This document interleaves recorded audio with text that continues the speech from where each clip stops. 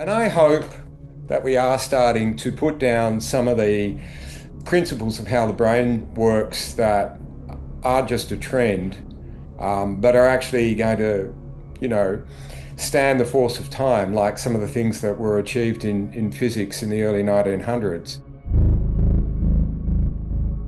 The dynamical systems to me was such a bedrock, and it is now of all my work, because it says something a little deeper, which is what could a neuron even do, or a population of neurons do, given the information that they have or what they want to do next or something. You can kind of frame problems from a neuron's perspective. And I found that so much fun to think about. Plasticity plus criticality in very general circumstances can lead to self-organized criticality, in which you no longer need to tune anything because the system will self-tune. So I think we need to kind of keep that humility as we go through and realize it's a really difficult thing to go across scales. But we, as Michael said, we need to take the neurobiological detail and the computational so what and try to make them connect as many ways as we can. So it's exciting to me.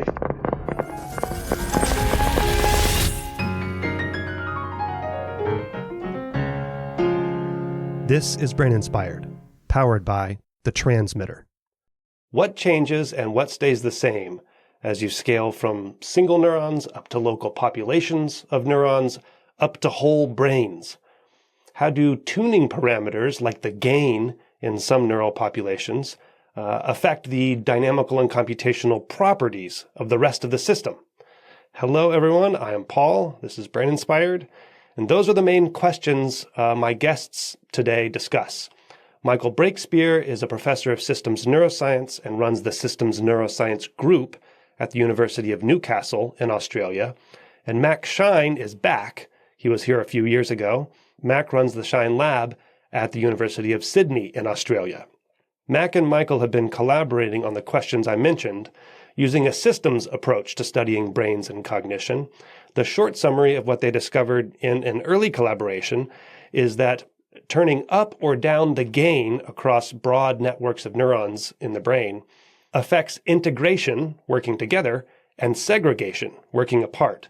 And they map this gain modulation onto the ascending arousal pathway, in which the locus coeruleus projects widely throughout the brain, distributing noradrenaline. And at a certain sweet spot of gain, integration and segregation are balanced near a bifurcation point, near criticality, which maximizes properties that are good for cognition, which you know about if you've been listening to this podcast over the past few episodes.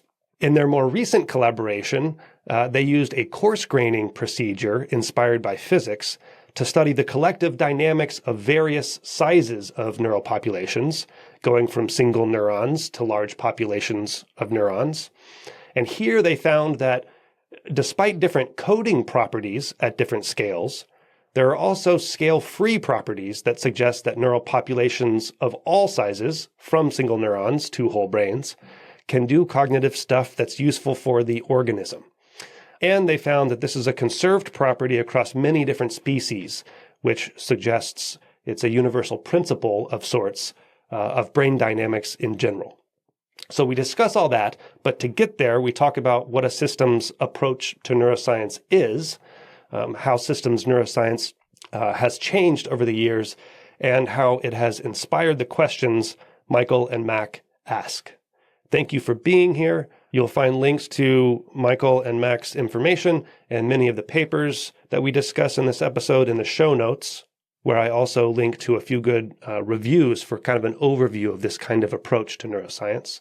And at braininspired.co, you can also find out how to support this show through Patreon. Thank you, Patreon supporters. All right, here are Michael and Mac. You both are in the business, it seems, and you can correct me if I'm wrong, of studying brains and cognition across scales, across levels, and that is a systems approach. However, and when people ask me this, I don't like, it's hard, I don't like to be pinned down to one certain phrase. Like when someone asks me what I do, I generally say I'm a neuroscientist, but something feels unsatisfactory about that. However, Mac, last time, actually the episode title, which was 3.5 years ago, was Systems Neurobiology, because that's what you say or have said that you do. And Michael, at least on your website, it says you do systems neuroscience. And so I'm wondering what the difference is between systems neuroscience and systems neurobiology. Michael, you wanna take a crack at it first? Yeah, thanks, Paul. I mean, I think systems neuroscience is just a very broad umbrella term um, that, yeah, you can start with detailed neurobiological descriptions of the brain and start stripping away some of the details. And I mean, in our group, we're searching for unifying principles and underlying theoretical frameworks for describing how the brain works. And so sometimes we strip away a lot of detail and we don't leave that much of the neurobiology left. So it would seem to be doing a disservice to use the term neurobiology if we're studying very, very simple mathematical systems that somehow relate back to what we think is happening in the brain. So that degree of abstraction and that search for underlying principles that might relate something that we're looking at in the brain to other systems that aren't the brain, living systems, or even complex behavior in non-living systems. So maybe that lack of bound is why I still use this term systems neuroscience after 25 years of starting to use it. Mac, it sounds like what Michael does just sort of encompasses what you do and then some more. Do you agree with how he describes it? Yeah, I think that's how I think about it. I think of systems neuroscience as this sort of really big, broad space that defines a sort of perspective that you would take on the system, the kind of ways that you'd like to frame your questions because of the ways that you'd like your answers to look. And I think the reason that I sort of pushed on the neurobiology part back in the day, I probably do so less now Oh, that okay. I've kind of come to learn just how broad of a church systems neuroscience is. Was really to kind of differentiate the fact that I just at the end of the day really cared so much more about the kind of biological implementation level details than the math side, which I wasn't coming from. And I think a little bit imposter syndrome. I didn't want to kind of come across as Hmm. a kind of card-carrying computational neuroscientist with a background in applied mathematics or physics, but rather to say I want to take really seriously the kind of complexity of all the biology and then think how on earth could that give rise to something as interesting as, cognition or attention or consciousness or something, but really starting from that point. So to sort of differentiate it from other groups that I saw that were really advancing the computational side, I wanted to sort of push on that. But I think, in retrospect, it is, I think, all encompassed by this term systems neuroscience in general. But so what is the systems aspect? I mean, Mac, you and I were just conversing a couple weeks ago, and you said you really like to, I think you said geek out maybe. I'm not sure if that's a phrase you would use, but on the neurophysiological details and the biophysical details and the cell types and all that jazz. And in that sense, it's almost like a bottom-up sort of approach. But that belies the actual systems approach. So so then there's neuroscience, neurobiology, but then both of them are preceded by systems. So what's special about a systems approach relative to, and this is for both of you, relative to like the historical approaches in neuroscience and neurobiology? Well, I think the biology matters, and maybe, there's a nice tension in the field with the neurobiology versus just the pure systems neuroscience, is that the implementation does matter.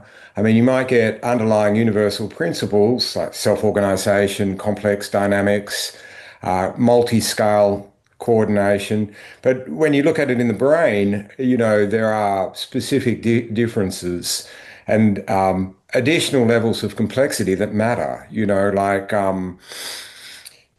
neuromodulation on different time scales, the way the actual substrate of the brain can change in response to its activity because of long feedback circuits.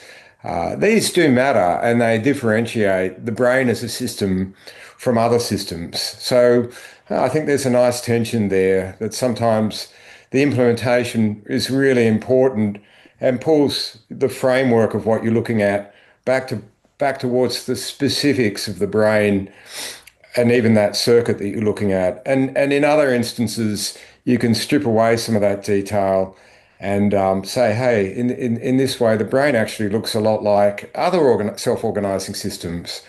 And that's, I think, been part of the creative juice of the collaboration with Mac.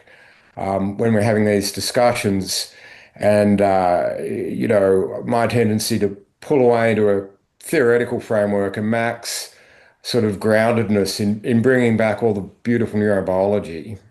Well, you never think, oh, I wish he would leave off talking about the 1700 neuron cell types. What does it matter? I want to abstract them away.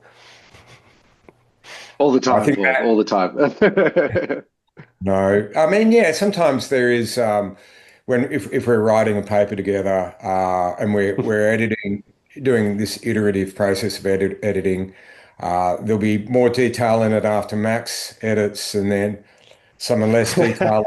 I Yeah. go through it, and then we converge on some sweet spot. But Max already thinking of the brain from a systems perspective, whereas sometimes you find yourself in a forum, and people are like, "Well, what about the gap junctions?" or "What about this cell type?" And that's sort of when the dialogue begins to fracture. Hmm. When there's a sort of insistence that a particular piece of detail is really important.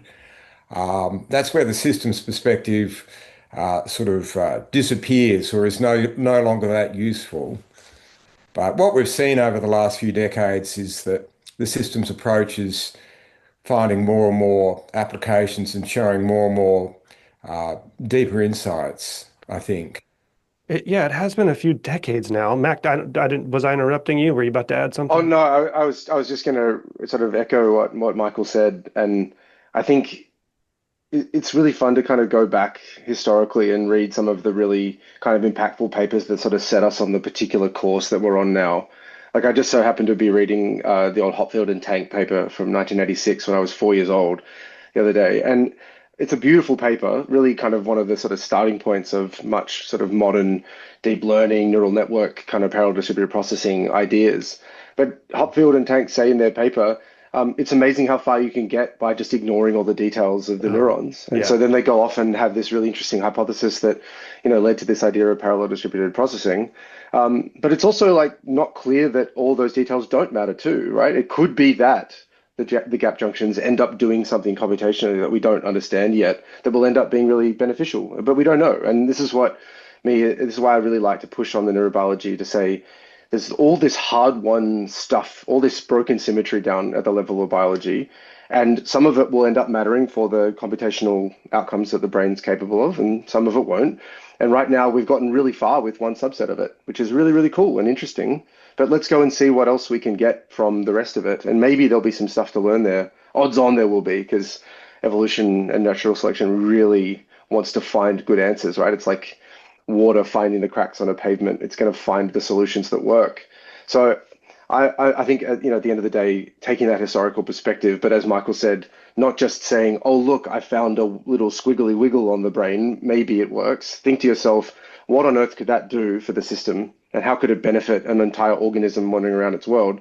And I think the thing that's really exciting to me is that we're now starting to get these kind of paths between the scales that weren't there for a long time, right? You can now say, look, here's one hypothesis about what a chemical like noradrenaline could do. Let's go see if we can make that go up the scales and make some predictions and test them. But it's not to say that it's the perfectly correct way, right? The Ptolemaic model of the solar system was really popular for a long time before we realized that we were thinking about the solar system the wrong way. We were kind of had this sort of Earth-centric rather than a solar system-centric perspective. So I think we need to kind of keep that humility as we go through and realize it's a really difficult thing to go across scales. But as Michael said, we need to take the neurobiological detail and the computational so what and try to make them connect as many ways as we can. So it's exciting to me.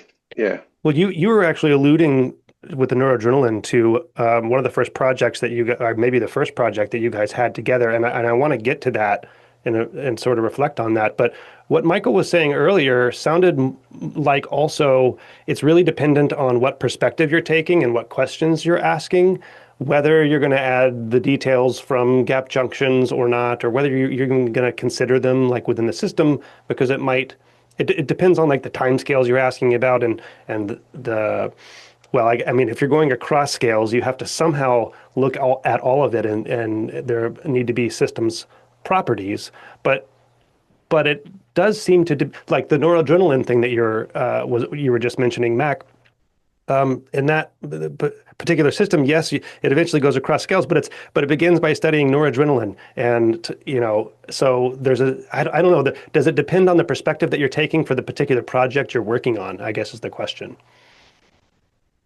I mean, I think undoubtedly that's a lesson I learned from Michael. I still vividly remember a talk he gave at Human Brain Mapping about the sort of observational lens that we take as a scientist, and that if we don't realize that we're looking through a lens, we can think that the way we're looking at the system is just the way that the system is. But if we step back from that and take ourselves into the Yeah. picture, then all of a sudden we're like, oh, actually, the whole world isn't just 40 hertz oscillations synchronizing together. That's just one way that you have to look at the system, and that might be how it looks through that lens. But if we go look through a different lens, like through the bold signal, or if we go all the way down scales and we're looking at electron microscopy, it's all the same system. We're just looking at it in these different ways. So I think that's a really important step for us to take as a field, to kind of step out of our epistemological clothes into a more ontological space where we can say, what is the actual system underneath all of this? And how am I bringing something to the table, but how is it different, or how does it make a different prediction than what you would have made? And how can we reconcile those? To me, that's, a real important step for us as a sort of maturing as a field in neuroscience. Michael, you've been doing this for a couple decades, right? And I mean, you mentioned it's fun to you both mentioned, alluded to, the early systems papers, right, that are a few decades old. But my historical context is that probably because of the reductionist molecular biology revolution, that the mainstream in neuroscience, yes, the systems approach has kind of always been there, but it's maybe kind of waxed and waned a little bit. But I grew up in a very reductionist perspective approach to neuroscience, and that seemed like the mainstream. Is that historically, like thinking back, Michael, has it waxed and waned, this kind of systems approach in popularity? I'd say more waxing than waning. I mean, you're right. I did medicine in it sounds like I'm very old, late 80s, early 90s. And everything that we were taught in neurophysiology and physiology and neuroscience was this reductionist approach. Yeah, At that stage, the single gene leading to the single right. knockout neuron leading to the phenotype was still very much the dominant way of looking at neural disorders, including schizophrenia. And it was also the time of the so-called what was it, the grandfather cell? That Grandmother. Yeah, grandmother cell, yeah, sorry, yeah, that yeah. code for a very particular person in your life. And so when I started doing my PhD in 99 and I basically was in physics and maths at that stage. I wasn't really interacting a lot with the neuroscience community because I wanted to learn all this beautiful nonlinear dynamics. Yeah. And at that stage, it was apparent already that there was some pioneers applying this for decades in neuroscience. People like Walter Freeman, Paul Nunez, many others. I worked with Peter Robinson and met Vic Yersa, who was starting to do neural field theory. So this was an active field, but it was published in journals like Biological Cybernetics, physics journals. There'd sort of been the rise and fall of chaos theory in a very sort of cartoonish manner. When we started then applying our mathematical tools to neuroscience, if it was time series analysis, you could get it published. But if it was a model, I remember sending a paper into Journal of Neuroscience, probably 2005 or something. And one of the reviewers saying, look, this looks like an interesting paper. I don't find any fault in it. But this type of paper just does not belong in the Journal of Neuroscience. What year was this? I think it was about 2005. So Okay. there was still a lot of gatekeeping from the type of modeling material or the type of material that could get into a mainstream neuroscience journal. Now you And can't so, publish without having a model. yeah, published that in PLOS Computational Biology. Yeah, and so it was hard to get the mainstream neuroscience field to engage in what we were doing. And we started doing epilepsy neural field modeling. And bit by bit, through presenting the work internationally and making connections and suddenly or slowly these types of papers started to get published. Journal of Neuroscience, Human Brain Mapping, Neuroimage, Cerebral Cortex, and then there was a sort of watershed moment in the mid 2010s, like 2015. And from then on, people like Mac and others have really pioneered what the field can do in and come into mainstream neuroscience. That's my recollection of it anyway. Mac, are you part of mainstream neuroscience now?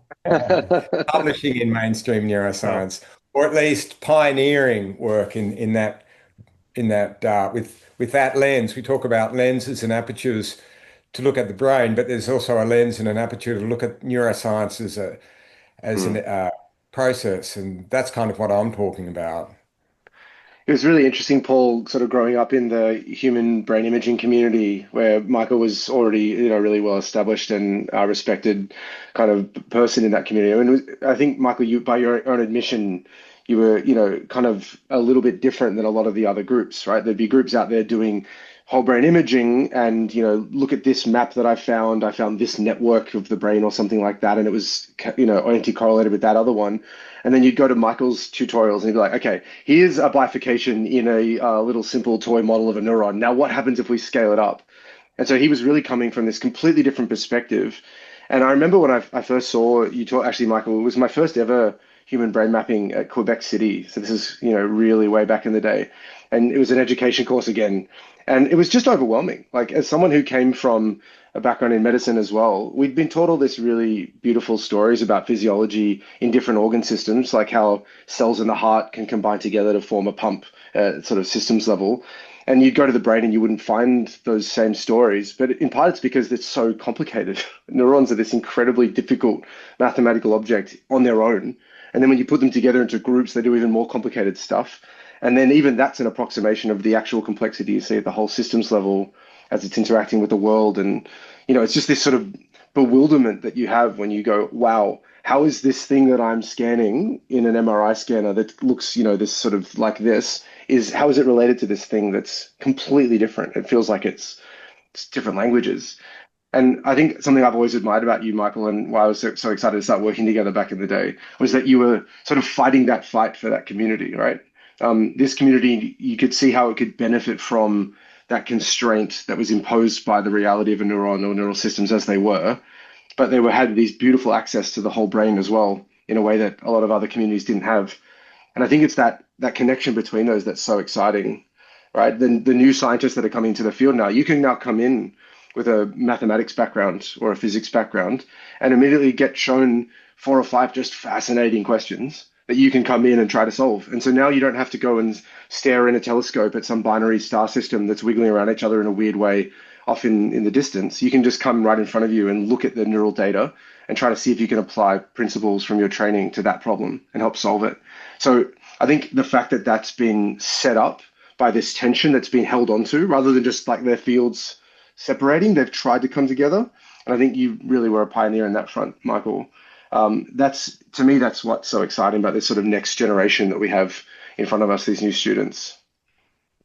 Yeah, I think there's a really good analogy there, Mac. If you look at the field now with neuropixels and other wide field, whole field calcium imaging and optical imaging, and this is a paper that Mac and I recently published as well with Brandon Munn. The complexity is overwhelming. So you need whatever tools you can avail yourself. And, PCA is going to get you a little bit of the way, but if you really want to understand the dynamics, you need to bring in the tools that have been used by physicists to understand other complex systems. Renormalization tools, which were used in this paper, bifurcations, phase transitions, lots of beautiful methods that are available. And Yeah, network science and graph theory. Yeah. yeah, without those, the data itself is so complex. And I think this is a good analogy for the brain, that if the brain was really as complicated as all of its components looked at through a microscope would suggest, we wouldn't be sitting here having a conversation and as three different brains making sense of what each other is about to say and thinking and the narrative and moving with fairly low dimensional arcs through space. Our motor system has to collapse all these bewildering degrees of freedom. And so one of the really important principles from physics is the notion of the enslaving principle and how many systems with many degrees of freedom can contract down or collapse onto low dimensional manifolds and be enslaved by the order parameters on those manifolds. So it's sort of like a reverse causation where now you've got the mass action of many components on a low dimensional manifold. And the tiny little systems, the tiny little guys, the neurons can't fire independently anymore. They're trapped in this low dimensional manifold. So their firing rate can go up and down slowly, but it's really enslaved by what's happening around them. And through this massive collapse of the degrees of freedom, I mean, we're still maybe left with 7 or 8 or 9 degrees of freedom. I mean, it's very hard to imagine that in your mind. Even 4 degrees is, a four-dimensional space is pretty bewildering. But yeah, that's kind of like, that's required for humans to converse and to make sense of each other and to make sense of other brains. And if that's what the brain is doing, collapsing down its degrees of freedom to make sense of other brains and other agents in the world, then that's a sensible method to use in the laboratory. So there's a nice sort of hermeneutical principle there, I think. You just said a lot, and I was sort of furiously taking notes because I wanted to interject and ask questions about almost everything that you just said. One of the things that came to mind as you're talking, so physics, the physics inspiration has been very successful. I mean, you've used it, right? And then, from dynamical systems theory, essentially, and studying what you called studying complex systems. But it made me wonder, and this is sort of a naive question, because I love the dynamical systems theory stuff too. I love making things low dimensional. I love manifolds, all of that stuff. But then I thought, so there's this huge influx of physicists into neuroscience. And the cartoon where it's, why are you looking for the keys under the light post? It's because that's where the light is. I wonder if there is, in a sense, and I know right now it's a burgeoning time and there's a lot of influx and using inspiration from physics to study the complexity of brains and brain functioning. I wonder if in a sense there is this, well, this is what we've done in physics. Let's apply it to this other system. And it's a sort of analogous, like looking, that's where the light is in physics, right? Does that, I'm not trying to insult anyone, but I'm wondering if that even makes sense, right? I would say the analogy is a bit closer to the physics approaches are all flashlights or torches or different types of light emitting objects that all have their own sort of challenging lens with them. So one of them's a laser pointer, the other one's a kind of big waffly light. And your job is to then go around looking in the space to see whether or not any of those particular lenses are helpful for you to find the keys. I think the drunk looking for the keys under the spotlight, to me, is a little bit more apt to think about the way that in neuroscience we've been looking at parts of the system and assuming that the whole thing is in there. Well, that's the obvious example. Yeah. I mean, that's... Yeah. Sorry, I didn't mean to interrupt you, but yeah, I agree. No, not at all. But I think we still, it's hard not to do it, right? Because if we are as pedantic as we need to be, and then everything is just overly defined and hyper precise. Like the classic example is, we found examples of this, and this, and then you have to go ... in mice. Right. And, another one that I love is this idea of calling a neuron that's involved in pain a pain neuron. Yeah. Well, pain is a concept that we use to describe how a person, an agent, feels. And it's a very, very complex, coarse-grained description of that state. And that neuron might very well be involved causally in that process. But I don't think if you took that neuron out and put it in a dish that there'd be any pain anywhere near it. It's just part of a big complex system. Yeah. But we're not going to hold each other accountable to being that pedantic. But we have to be careful because otherwise we start looking for a function in a microcosm of the system of which it's not really responsible in the way that we want it to be. So now all of a sudden as scientists, we've already got hard enough jobs. going across all these scales and learning all these technologies. Now we've got to be philosophers too. And I think it just suggests that we need to be really humble and bring a lot of different perspectives onto problems and be open to the idea that neuroscience is still really young, right? We need to learn how to think about the system and ask the best questions of it.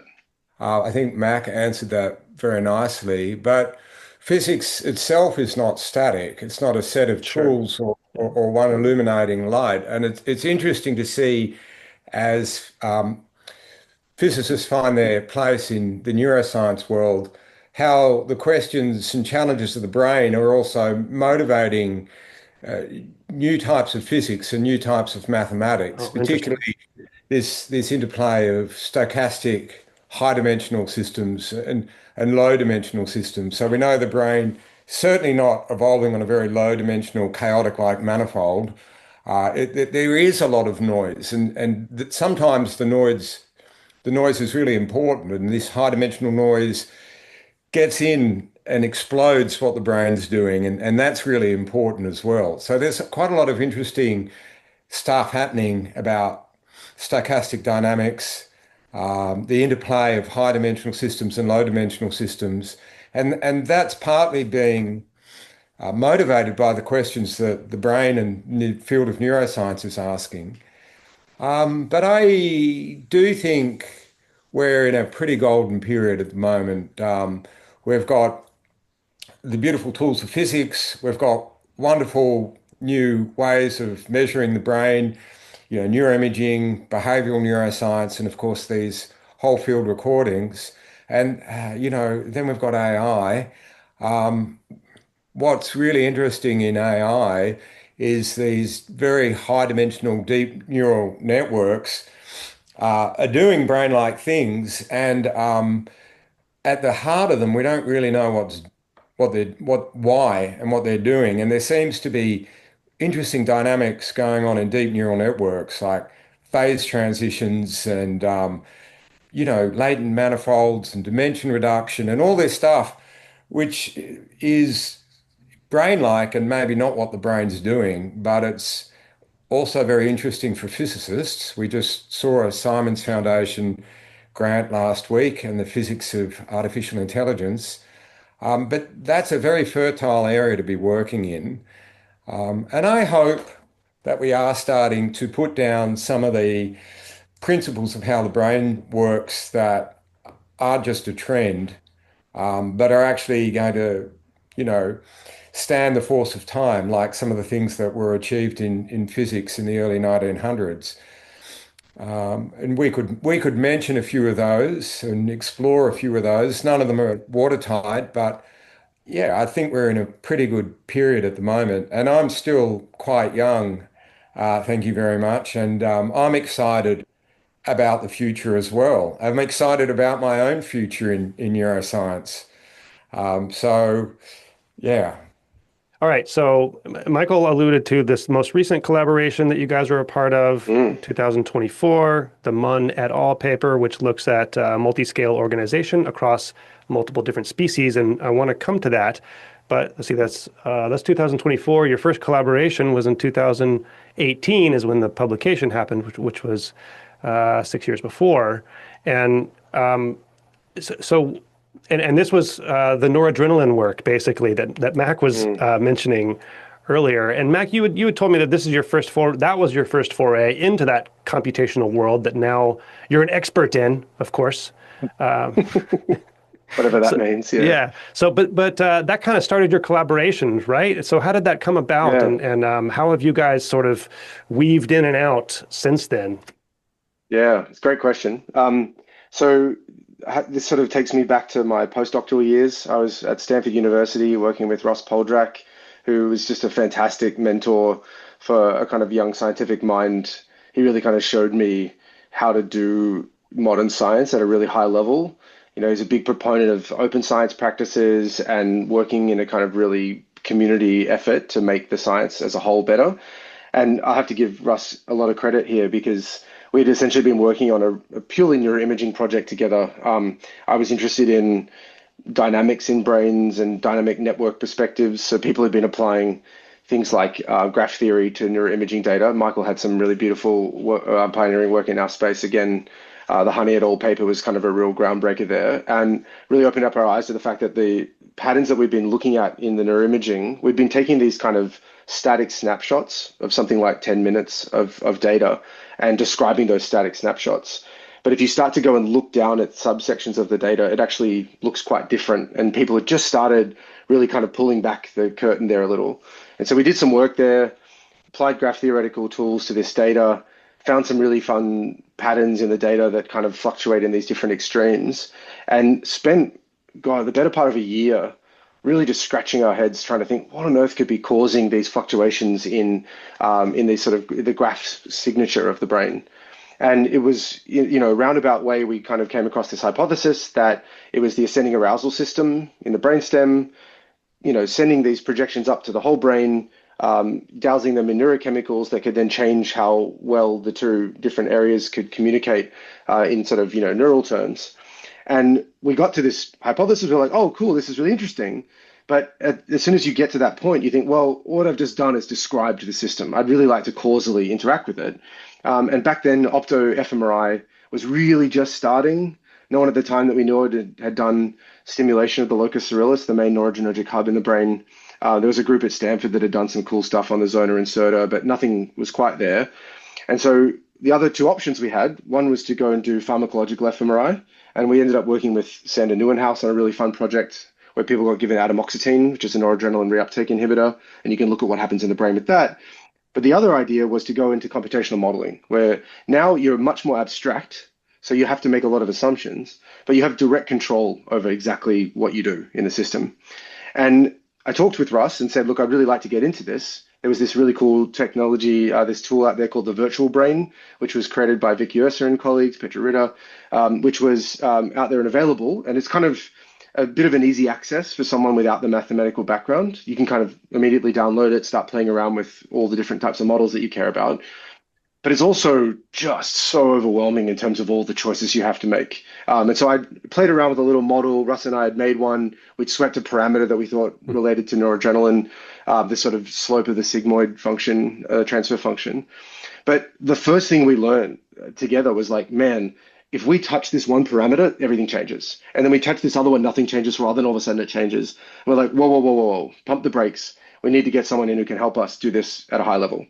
So Russ, I think in his infinite wisdom, suggested that I reach out to Michael, who at that time I was terrified to speak to because I used to really put Michael up on a pedestal.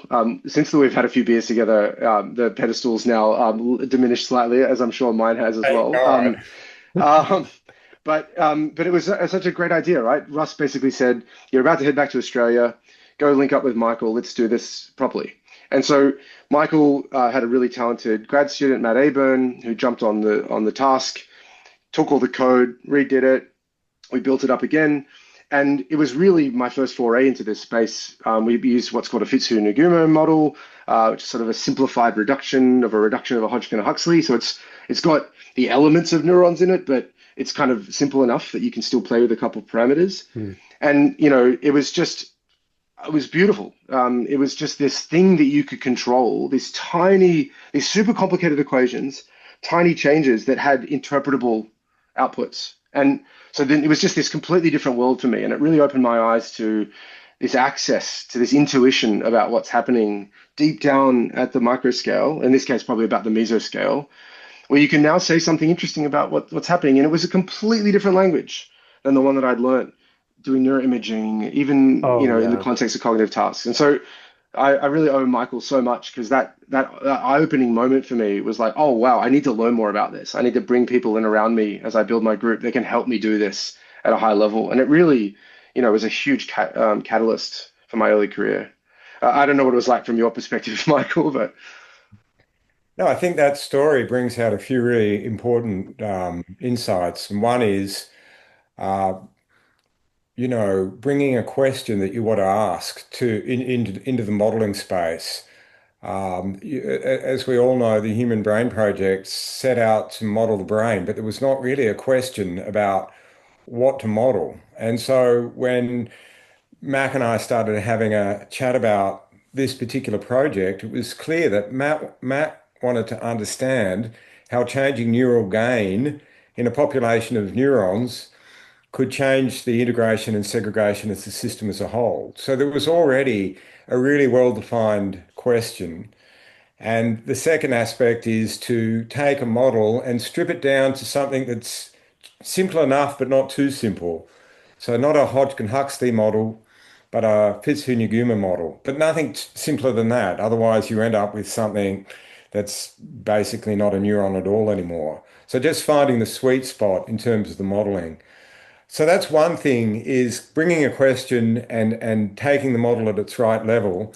I think the other thing is if you just not working with someone who's had some experience in doing this, the model can be as complicated as the original system.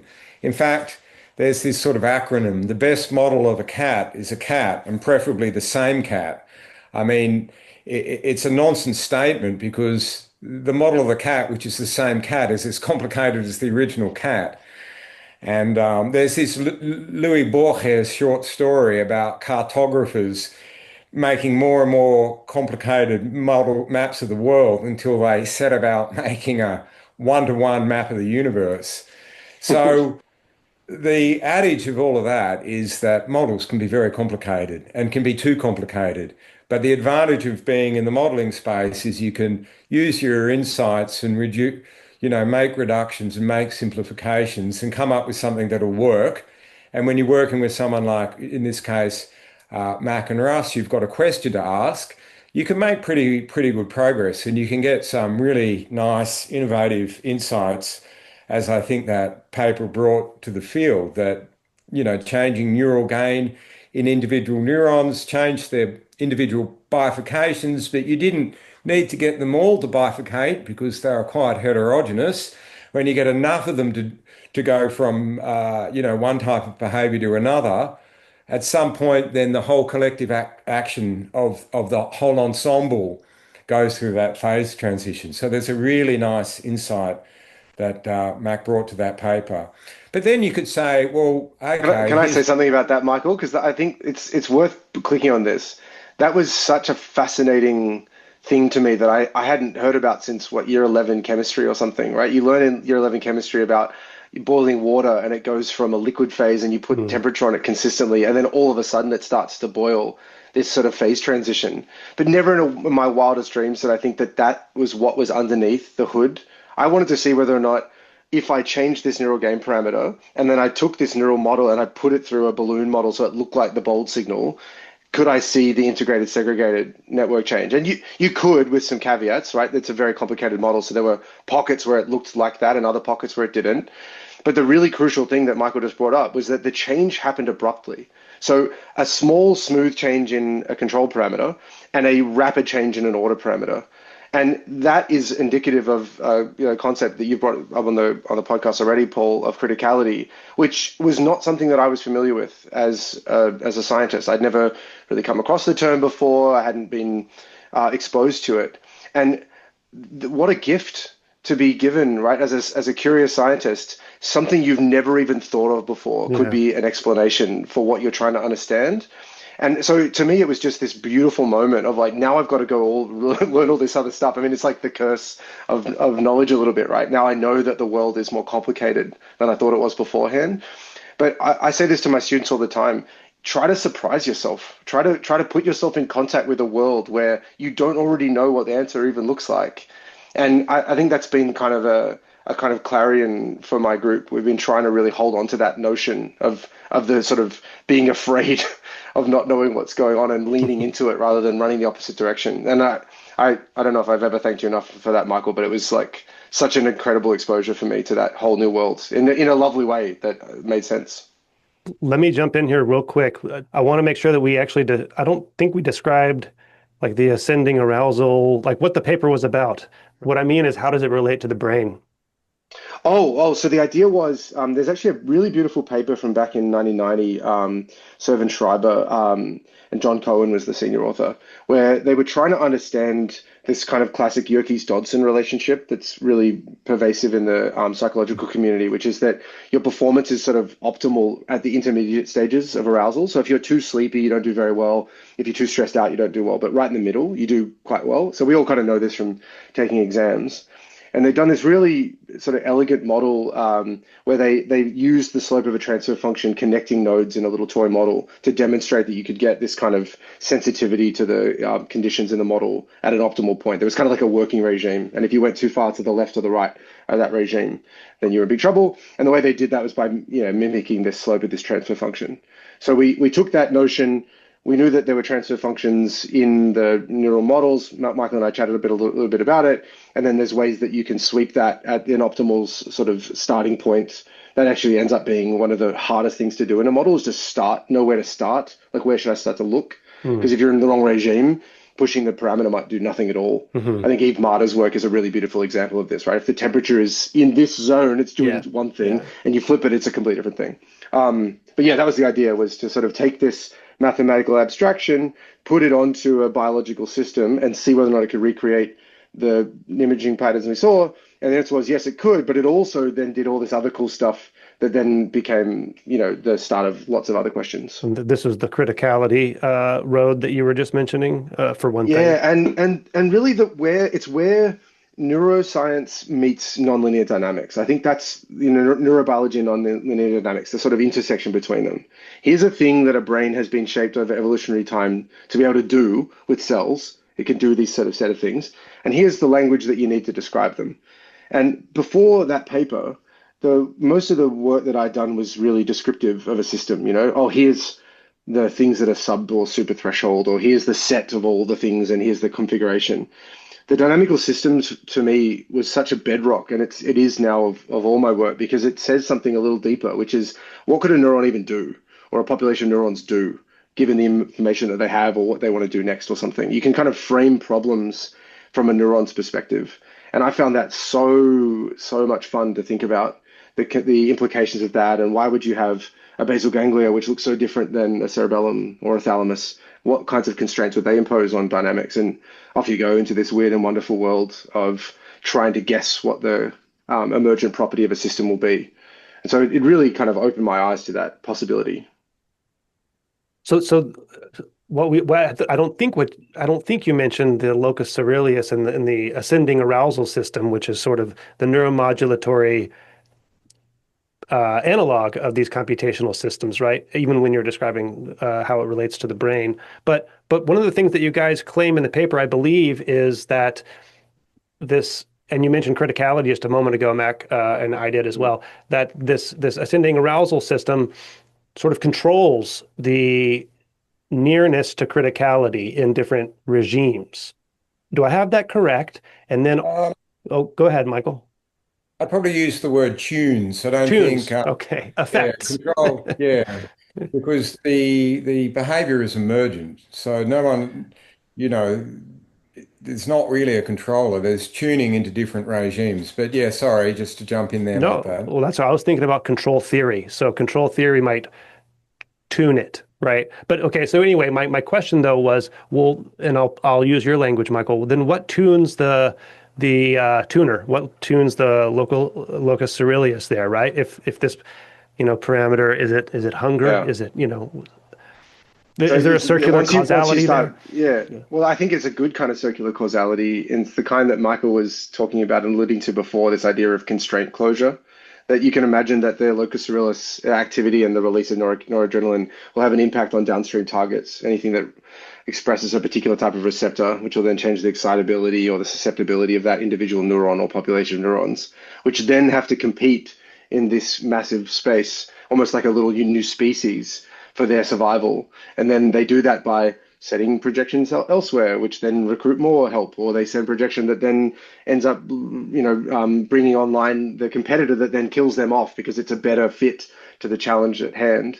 So in some ways, these things end up being the constraints that imposed on the network change the way that the network can evolve.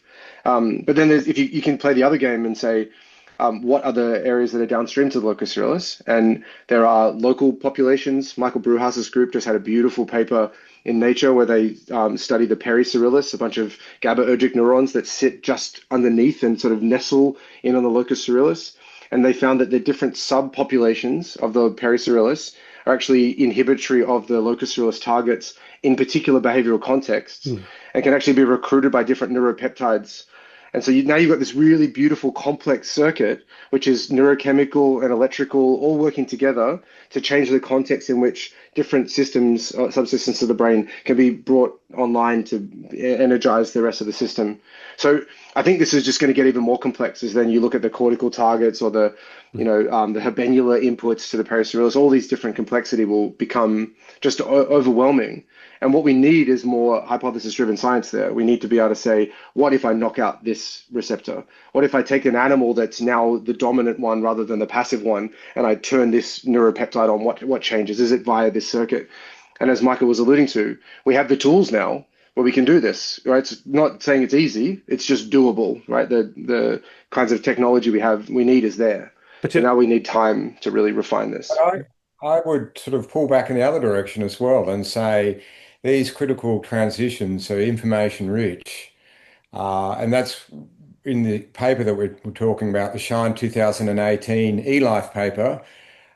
In some of the subsequent figures, we pulled out that at the boundary between these different regimes is when, the capacity of the system to do computational work is highest. So it's a very complex, information-rich, emergent dynamic that comes out of the system. So then you just need to imagine a slower feedback circuit that says, if you're information poor, if the noise is too flat, just slowly increase the gain and you'll slowly push into this information-rich regime. Whereas if the noise is too high, if the entropy is too high, just pull back the neuromodulation in the other area. But you need something to read the noise in that case, right? You need something to read out the behavior that the system's exhibiting and feed that back. And I'm going to come to that in a moment. And so at that level, I think I put my systems neuroscience hat back on and say, look, it doesn't really matter what the circuit is. This could be enacted in a whole way of different mechanisms. But what's important is the overall information landscape and the notion that if you read it out, you have a slow feedback circuit, it'll be self-tuning. It could be, it could be some of the mechanisms that Mac just mentioned, or it could be a mechanism that we don't yet have on the board. But the principle will be the same. And then there's another principle is if you put a bit of plasticity into the synapses, the system will start self-organizing even without these slow feedback loops. Plasticity plus criticality in very general circumstances can lead to self-organized criticality in which you no longer need to tune anything because the system will self-tune. And this is another principle that came out of physics, self-organizing criticality. Not just criticality in which you can tune the system to be critical, but self-organized criticality. And in pretty generic circumstances, you just need a little bit of plasticity, local plasticity, blind to the global behavior of the system, and you'll start to get these self-organized critical dynamics. And in fact, that was exactly the topic of the paper, 2009, I think, Rubinoff, blah, blah, blah, and Breakspear, that was gate kept out of mainstream neuroscience because it was a modeling paper that wasn't relevant to what neuroscientists were currently looking at. So that's a funny reflection to have. It's also an example of what we call Breakspear's law in my group, Paul, which is that anytime we think of an idea, he's got a paper from 15 to 20 years before that already had the idea. That's awful. That's awful, Michael. I know. I have become a bit of an old mate who goes, yeah, thanks, that's an interesting idea. But actually, I try and be humble. And in fact, if you go back and you look at the old Breakspear paper, they actually didn't do what I believed. I'm filling in a lot of details here. And also would have been very rudimentary, if at all, compared to the sort of full richness of what's being proposed in the modern era. But if I was doing important stuff back there, it was because I'd learnt stuff from other people and luminaries or luminaries of the field who many times now have been forgotten. People are rediscovering, prescient insights that people were having in the 80s and 90s, that I was drawing from. So, Michael, you don't know me, but I've had a few guests on to talk specifically about criticality, and I've become very interested in it in my own research. But I'm also interested in metastability, and the interactions between criticality and metastability. So, and I'll point people to this.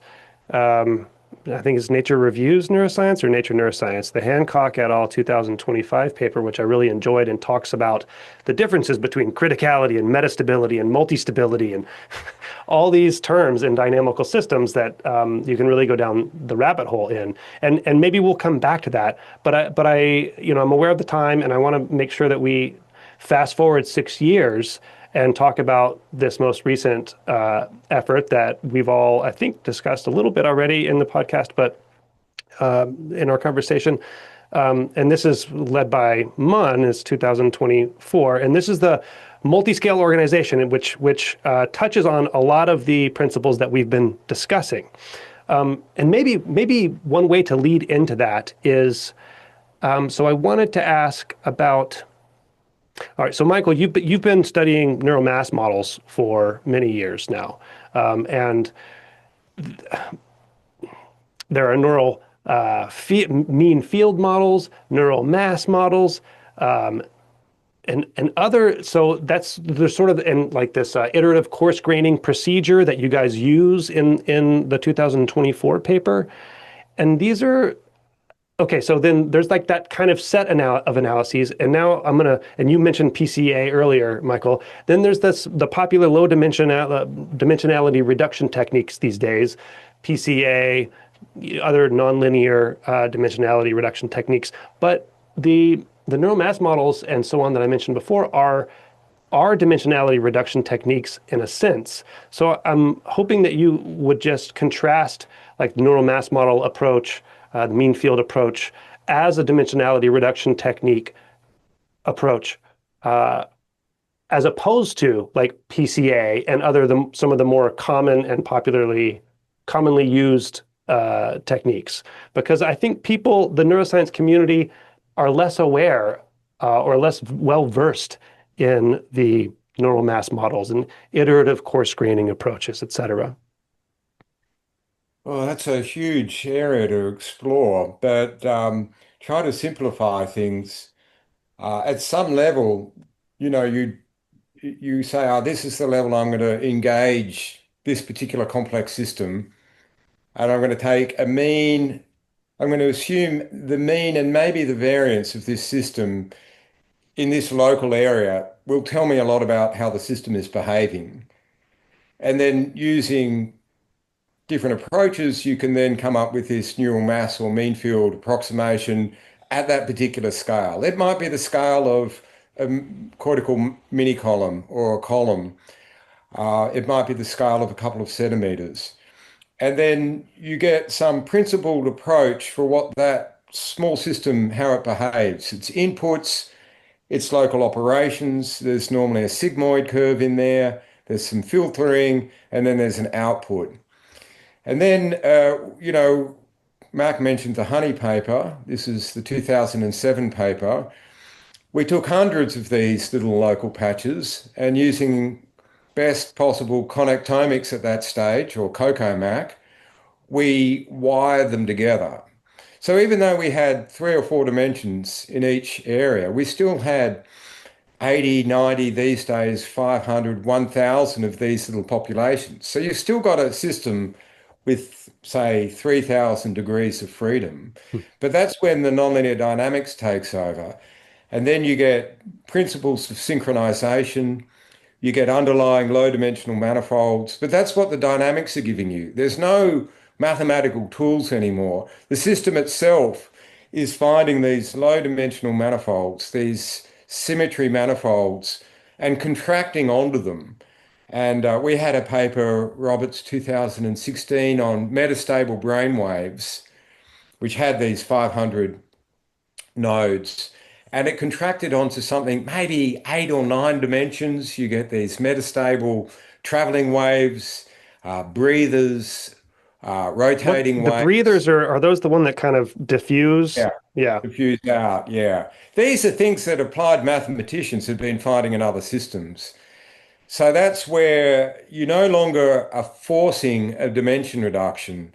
The underlying symmetries in the system are then doing the work of doing their own dimension reduction. And that's the really beautiful stuff. Okay. But for a long time, these assumptions had been somewhat untested. There was a leap of faith saying, at this stage, at this level, we can throw away a lot of the statistical moments, the kurtosis, the skewness, et cetera, and we could just look at the mean and maybe the variance.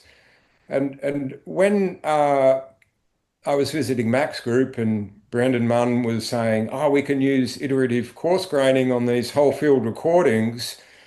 And, this is a way of no longer having the leap of faith, but by iteratively coarse graining, starting to see what are these beautiful whole field recordings? What are the statistics? What are the moments? And we know from, and this is what Mac wrote in the paper, the single cells are very sparse. They spike and then they don't spike, and they don't spike together at the same time very often. They're very kurtotic and relatively uncorrelated. Define kurtotic, please, just real quick for the audience. A kurtotic system is a very high central moment, so it's very peaked close to the mean, and it's got very long, fat tails. So most of the activity in that system will be close to the mean, but every now and then there'll be what you call an extremal event, which is a long way from the mean, much further than the standard deviation would normally suggest. All right, thanks. So through iterative coarse graining, and I'll let Mac tell some of the narrative as well, you begin to build up the statistics, or you let the behavior of the system to tell you the statistics. And what we found in that system is at the mesoscopic scale, finally the system became more or less Gaussian. So the kurtosis, more or less, what's called the excess kurtosis disappeared. And it wasn't at the massive scale, it was a few scales down, the mesoscopic scale, which was beautiful for someone like me because we were doing mesoscopic neural mass modeling for years. What's mesoscopic in the brain? What counts as mesoscopic? Tens of millimeters to tens of millimeters. So this is spatial. And I just want to say, like the iterative coarse graining approach, it's very basic and simple, right? So you take, just to say what it is, I mean, you take one neuron and then you find the next neuron that is most highly correlated with that first neuron. And then you pair them and you sum their activity or something, right? And then you look for something that's the most, so you're just iteratively taking the most correlated signals with each other and building up from there. Because iterative coarse graining sounds kind of fancy, but it's a really simple procedure from what I understand. Yeah, that's right. It's actually kind of fun to go back one step here to kind of explain how we came to this. Because I think like many really fun things in science, it actually comes from disagreement rather than like us all kind of like joining together in a kumbaya circle and talking about how great we are. When Brandon joined my lab, he had a background in physics, but had worked on neuroscience applications in some really fun work looking at the Hurst exponent in thalamic recording or cells that they had in slice from marmosets. So he was already kind of neuroscientifically quite literate. All of his intuitions about how the brain worked were built on the things that he'd seen in spiking data, right? He'd like seen this network, this cell spike, and it was very different than this other cell spike or something, and it would change with the brain state. For me, all of my intuitions were based on whole brain imaging, right? Like taking the bold signal and all of its sort of smooth kind of lilting, it looks like tides sort of sloshing around or like a lava lamp or something. And so I had all these stories about robustness and he had all these stories about sparsity and efficiency. And when he first joined the lab, we just had like a series of 5 or 6 just arguments on the whiteboard. No, you can't be right. There's no way that's right. Well, It's this this. And is, he'd say, no, it's not oh, that. oh, Yeah. I thought you meant like someone would post something one day and then the next day there'd be an argumentative Oh no, statement I on wish we it. were that Okay. clever. Yeah, No, yeah. we're not mathematicians, Paul, okay? We're biologists. But anyway, we had these really great, very respectful but great debates. And Brandon, in his kind of in his own unique way, thought, screw that. I'm going to go find a thing that can actually test and show Mac that he's wrong, that it's not the system looks the same. It looks different depending on how you look at it. And so he had read really beautiful work by Bill Bialek, which kind of introduced this idea of the renormalization group, a particular way of doing it, which is this coarse graining procedure. In their case, they actually renormalize at every level so that they can then directly relate the different features to one another across scales. What we wanted to do was not renormalize. We wanted to be able to say something about how the variance or the time scale scaled as we went up the different levels. But as you say, it's very, very simple. You take all of your data, you create a correlation matrix of all the different unique elements in the system, whatever scale it is. You then rank it according to the highest correlations. You pair those two neurons together, get the sum, and then you do it again and again and again. So every single level, you're sort of essentially going up and iteratively doing this procedure. And so it's very similar to something like hierarchical agglomerative clustering, but what you're doing is you're forcing yourself to only pair once at every scale. So in agglomerative clustering, what you do is you say, I'm going to pair neuron 1 and 2, but they're the most correlated with neuron 3. So I'll pair 1 and 2 with 3, and then maybe 4, 1, 2, 3, 4 will become a blob, and then you keep going until you have done the whole system. So that's great, and that's going to show you local populations, but it doesn't tell you how something like the variance scales as you go up the different levels. The other thing that we did was a little bit different. A lot of the old coarse graining work that was done in physics that was really helpful, say for taking the movement of a fluid and trying to come up with a mean field approximation of it, does local spatial clustering. So what they'll do is they'll say, I'm going to take the pixel of my video here and right next to it, and I'm going to put them together, and then I'll do it for 4 pixels and then 8 and then 16 until I get to the whole level of kind of coarse grain. What we did instead is we used the temporal similarity as our guide. So we're not doing spatial coarse graining, we're doing temporal coarse graining. So we're looking for Pearson's correlations. And one of the things you find really early on is that it's not just like blobs that grow in size in the brain. You start to see very early these distributed networks that cross anatomical boundaries. Part of the tectum is connected to the cerebellum, is connected to the brainstem, is connected to the telencephalon of these little larval zebrafish. And these are with no lags between the brain areas. I'm sorry to interrupt, but yeah, it's just no, it's all zero lag at this stage. Zero lag. Okay.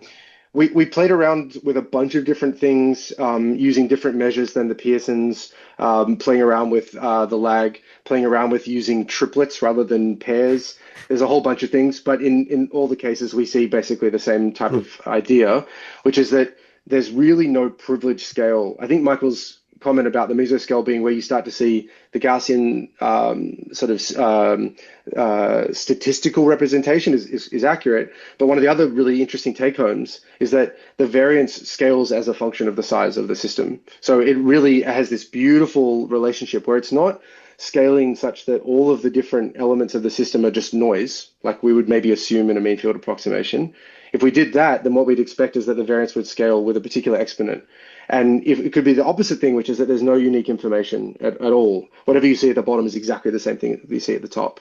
But it was somewhere right between those two extremes. And there's a really beautiful set of intuitions that come from that, a little bit like back in the day with the modeling paper in eLife, where you can start to say to yourself, how would you build a system that could do that? How could you build a system that would have that feature?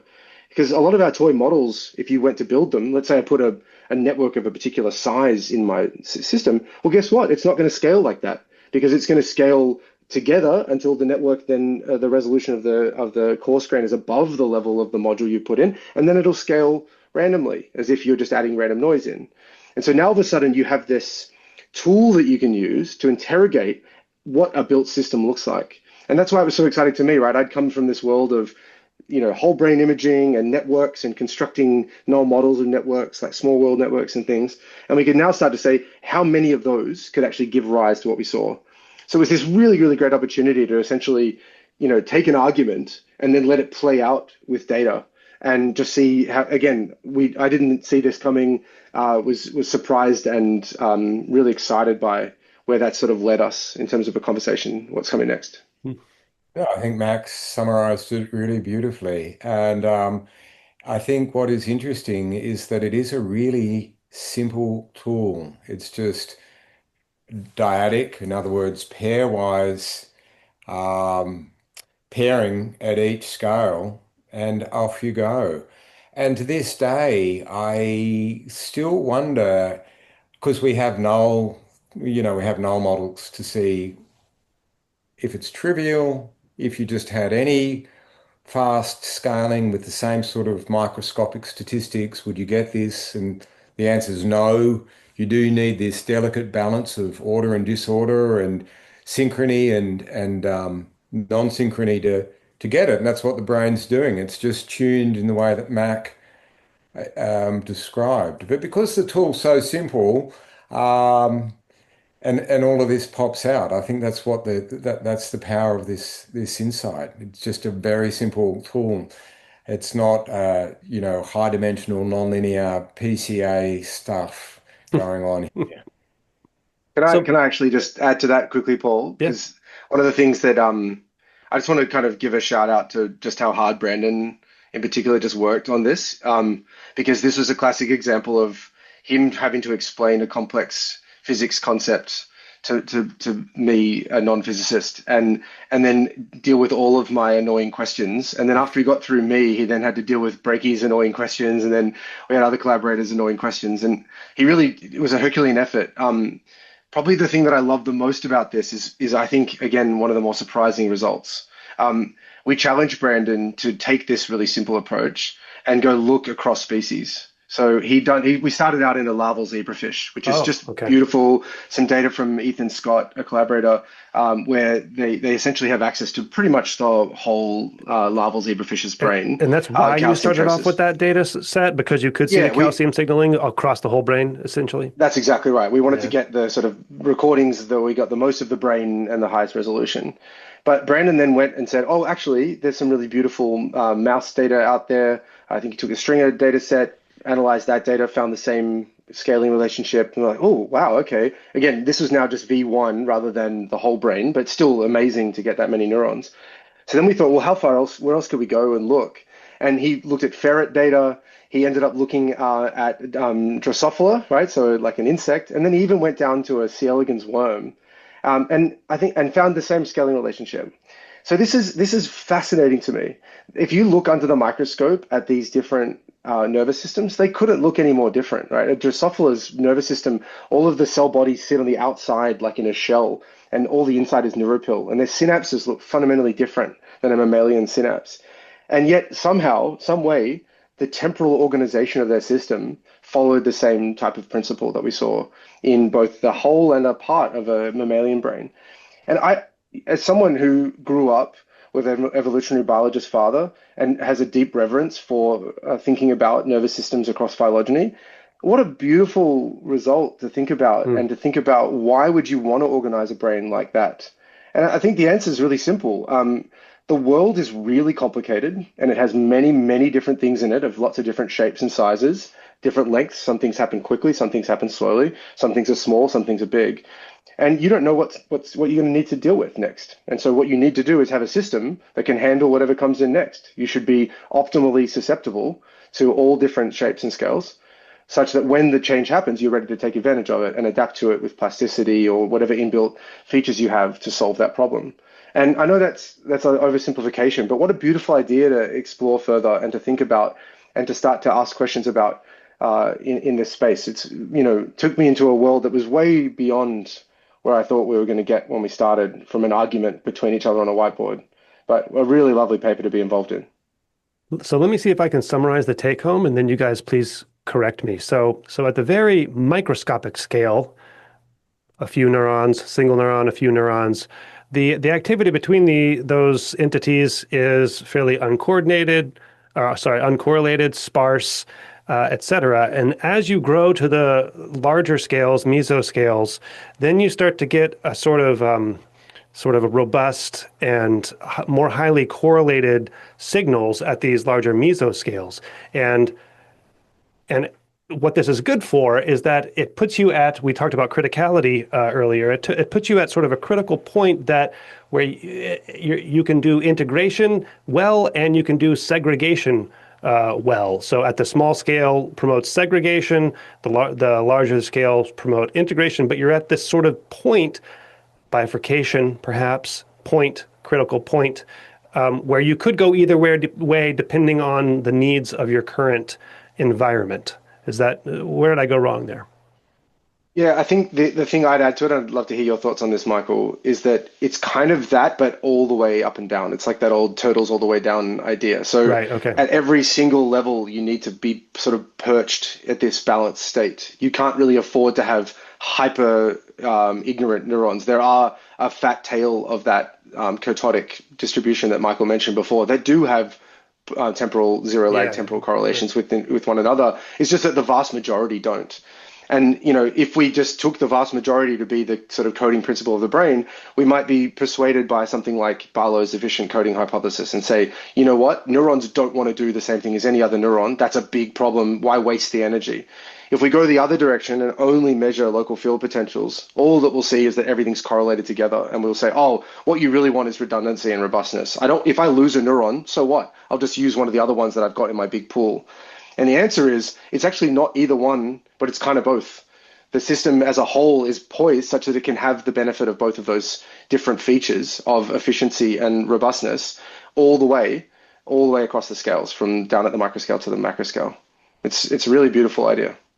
Yeah, I agree. And I mean, as a nice example of that, if I hold up, a phone and it slips, the firing of a single cutaneous slip receptor can help very quickly me detect what's the slip is.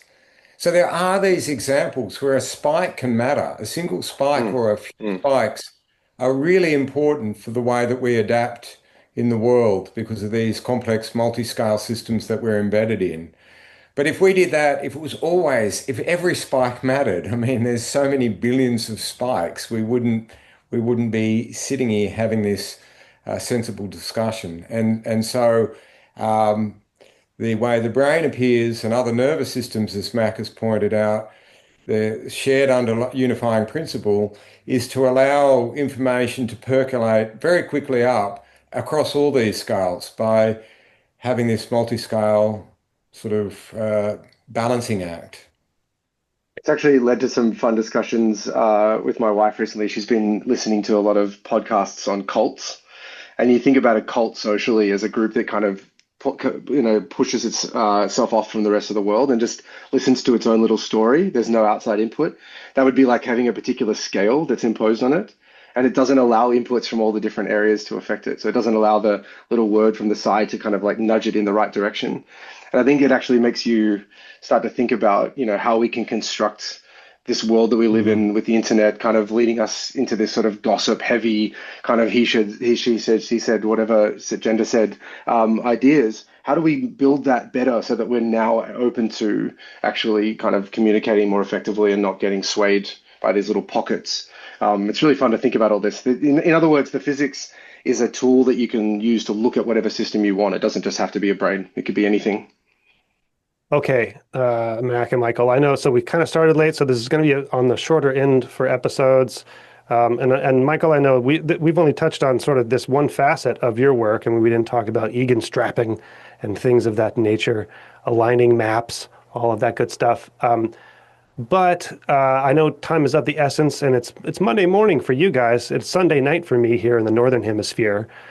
So maybe we can just end on this, if you will. So we talked about like these modern approaches and the systems way of thinking and approaching, but we've also talked about how complex everything is. What for both of you, what are you stuck on right now? What obstacles are you facing at the moment? What's in your way? Mac, you want to go first, and we'll end on Oh, Michael, perhaps? yeah. What obstacles are in the way? I put you on the Um, spot. yeah. So my strategy as a group leader is to meet my student slash research group where they are and find out what's interesting to them and let their natural motivation for a problem lead the question that we're interested in. And one of the benefits of that is that I don't have to spend very much time motivating my group. They're all really passionate about what they're doing. The challenge is that they're all so clever and hardworking that they end up working in different directions. And so I have to read so much literature to be around the ideas that they're interested in to help curate and shape and hopefully make their science more profound and robust. And so I find that enjoyable, but it's the biggest challenge is just digesting the amount of information required to do integrative neuroscience. I think it's just like a career challenge. That is So a if career. anyone has like really good chat GPTs that are trained up, let me know. That is a career challenge. But I was actually wondering, and thanks for sharing it. But is there something? So I know you have your hands full. Is there something, research wise, your next project wise, like if I only had this, Oh, if there was only a couple more Michaels in the world, uh, something like that. Is there something like that? And if it's fine if there's yeah. not, because I know you're juggling a lot. Recordings of all the different cell types in the cerebellum during complex behavior. That's Oh, the one that's okay. really fascinating to me at the moment. The cerebellum's this beautiful neuronal machine, but for reasons that are quite practical, it's really difficult to actually measure cerebellar neurons and actually know exactly which part of the kind of complex circuit they come from because the cerebellum's so convoluted and sort of smushed down into this tiny space that the elegant patterns that you see when you kind of blow up the cerebellum like a balloon that are there are all hidden deep into the structure. And so if you wanted to understand the algorithmic basis of cerebellar function, you need to both record from it, which is really hard because it's so deep and the parts within the brainstem of the circuit are deeply related to a lot of physiologically deeply important structures. So it's really hard physically to do it. But even if you do it, it's very hard to untangle it. So there was actually a really awesome paper that came out in Cell a few months ago from a consortium group where they're using deep learning to essentially they take optogenetics, they can turn on and off all these different cell types, they can then have a neuropixels probe down, and then they can learn what they actually did and how to infer that from the complex signal they get in the neuropixels probe, so that now they can go through with a new data set that hasn't got any optogenetics and say, what was the likely cell type that I was actually recording this waveform from? And so now what you can do is you can go in with a kind of guess ahead of time, a little bit like spike sorting, but using powers of deep learning. I think they use a variational autoencoder or something like that to essentially get a guess about what cerebellar Hmm. type you're measuring. So to me, that's deeply exciting because the cerebellum's kind of terra incognito for me, and I just love thinking about it. I was going to say, it's too bad the cerebellum is something that is easily abstracted away when building any useful models of brain activity, right? No, Well, I'm just, we'll see, yeah, we'll see, we'll yeah. see. Michael, is there anything that is keeping you from going to sleep at night aside from getting the surf the next day? I did have a surf this morning, actually, I was confession. wondering. Why I was a bit late. No, look, there's process issues similar to Mac and funding and governance that I could complain about. But putting them aside, actually, I'm really excited about systems and theoretical neuroscience and what we're working on in my group and through collaborations at the moment. I think the work that we've done, that we've discussed here, the eigen-mode stuff, the neural field stuff, it's a real golden era that I'm really excited about. And we've got some papers, one about to be posted with Mac on cortical hippocampal neural field modeling. And that's where my passion suddenly currently resides in this relationship between a relatively low dimensional hippocampus and the relatively high dimensional cortex and how that interaction Hmm. is underlying so many of our complex cognitive behaviors. So I'm excited. I just need time to, write it all up and continue to learn from my colleagues. That is like the best thing about what I do, and it sounds like you guys agree. It's just that you can just continuously learn super interesting stuff. It doesn't become boring, which is so Mm. wonderful. So, all right. So this is a very high level and kind of a race of a discussion here today, but hopefully I'll fill in some of the details also in the introduction to sort of frame it. Thank you both for being here, and I appreciate the time, and have a wonderful Monday. Okay. Thank you Thanks, very Paul. much, Paul. And thanks, Mac.